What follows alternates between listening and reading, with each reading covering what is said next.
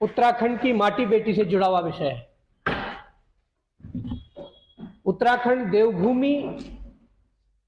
में जिस प्रकार से मूल निवास और भू कानून की मांग उठ रही है, उससे जुड़ा हुआ विषय है। आज का जो विषय है, उस विषय से यह साबित होता है कि क्या उत्तराखंड सरकार उत्तराखंड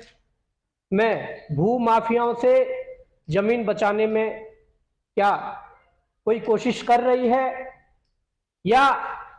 जो अखबारों के माध्यम से या सोशल मीडिया के माध्यम से सरकारों द्वारा प्रचार प्रसार किया जा रहा है। कहा जा रहा है कि हम सशक्त भू कानून के पक्ष में हैं, कहा जा रहा है कि बाहरी प्रदेश से आया हुआ कोई व्यक्ति यहाँ कृषि भूमि नहीं खरीद सकेगा। इस प्रकार की जो चीजें उत्तराखंड सरकार द्वारा समय समय पर अखबारों के माध्यम से, टीवी चैनलों के माध्यम से, या यहाँ के मुख्यमंत्री या मंत्रियों या नेताओं के बयानों से निकल रही है, उसमें मैं ये कहना चाहता हूं कि वहां पर थोड़ा संदेह हो रहा है। संदेह इसलिए हो रहा है कि जो आज मैं मामला लेकर आया हूं, मैं ये कहना चाहता हूं वो मामला ये है कि आप सभी को पता है कि उत्तराखंड में एक भूमि खरीदने को लेकर एक कट ऑफ जो डेट रखी गई है, उसमें अभी हाल ही में उत्तराखंड में भारी नहीं खरीद पाएंगे कृषि भूमि, ये खुद मुख्यमंत्री ने बड़े बड़े उसमें अखबारों में दिया था, और बड़े बड़े अखबारों में देकर एक बयान दिया गया था कि 12 सितंबर 2003 से पहले प्रदेश में अचल संपत्ति के खरीद सकेंगे जमीन। इनका कहना है कि 12 सितंबर 2003 से पहले प्रदेश में अचल संपत्ति जिसके पास होगी वही उत्तराखंड में भूमि खरीद पाएंगे। तो आज ऐसा मुद्दा है कि ऐसे लोग जो उत्तराखंड के नहीं है, उत्तराखंड के मूल निवासी नहीं है, वो यहां के नहीं है, सीधे कश्मीर के हैं। वो कश्मीर से आए हैं, और कश्मीर से मैं अगर टैगलाइन इसे दूं तो उत्तराखंड सरकार की नाकामी के चलते जम्मू कश्मीर के निवासी को बनाया गया उत्तराखंड का भूमिधर। ये आज का टॉपिक है, और उसके पूरे तथ्य, उसके पूरे जो साक्ष्य है वो हमारे पास है। मामला यह है कि देहरादून जिले के अंतर्गत जनजातीय क्षेत्र जौनसार भावर के कालसी परगने में एक व्यक्ति है जिसका नाम है गुलाम हैदर। इस व्यक्ति की यदि मैं बात करूं, गुलाम हैदर जम्मू कश्मीर का मूल निवासी है। गुलाम हैदर उत्तराखंड का मूल निवासी नहीं है। अब आप देखिए कि इन लोगों ने जब भूमि क्रय की तो लगभग 10 बीघे के करीबन है, और कृषि भूमि है। अब मैं ये कहना चाहूंगा कि जो उत्तराखंड सरकार का सरकारी गजट जो उत्तरांचल का जो भूमि को क्रय विक्रय को लेकर है, वो ये है,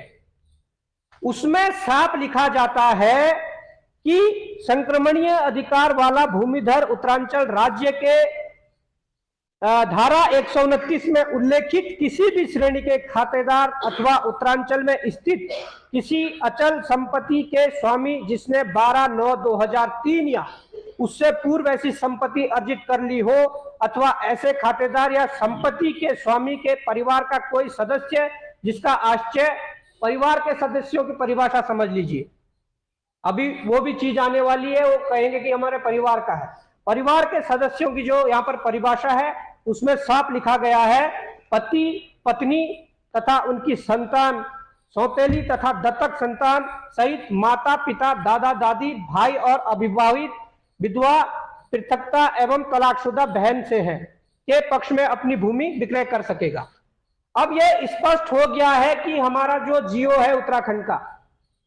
जमीन को खरीदने को जो क्रय विक्रय का जो क्रय करने का जो जियो है, उसमें यह साफ दे दिया है कि 13 सितंबर 2003 से पूर्व जिसके पास यहाँ अचल संपत्ति होगी वही उत्तराखंड में कृषि भूमियां इस प्रकार से भूमि खरीद पाएगा। दूसरी बात है कि अनेकों बार समय समय पर सरकारों ने चेंजेस किए, परंतु वो केवल इसलिए चेंजेस किए, उसमें 250 गज का जो मामला था वो था, उसमें यह नहीं है कि आप अनलिमिटेड भूमि कितनी भी खरीद लो। बीच में त्रिवेंद्र राव जी ने औद्योगिक क्षेत्र के लिए किया था, पर कृषि भूमि के लिए उन्होंने भी नहीं किया था। तो मैं ये कहना चाहता हूं, जो आज हमारे हाथ जो ये रजिस्ट्री लगी है, जो ये रजिस्ट्री है, उस रजिस्ट्री में गुलाम हैदर द्वारा 0.07688 हेक्टेयर भूमि कालसी में खरीदी गई है और ये लगभग 10, सवा 10, साढ़े 10 बीघा के तकरीबन होती है, जिसमें 8 लोगों ने ये भूमि उन्हें बेची है, जिसमें लिखा हुआ है श्री गुलाम हैदर पुत्र श्री हैदर अली निवासी ग्राम और पोस्ट अंबाड़ी तहसील विकासनगर जिला देहरादून। ये ठीक है, ये अस्थायी पता है। साथ में स्थायी पता लिखा गया है हाल निवासी निकट मस्जिद शरीफ थांग नुब्रा लेह तुर्तुक लद्दाख। यह साबित होता है कि व्यक्ति जम्मू कश्मीर का मूल निवासी है और गलत तथ्य देकर यहां पर भूमि को खरीदा गया है।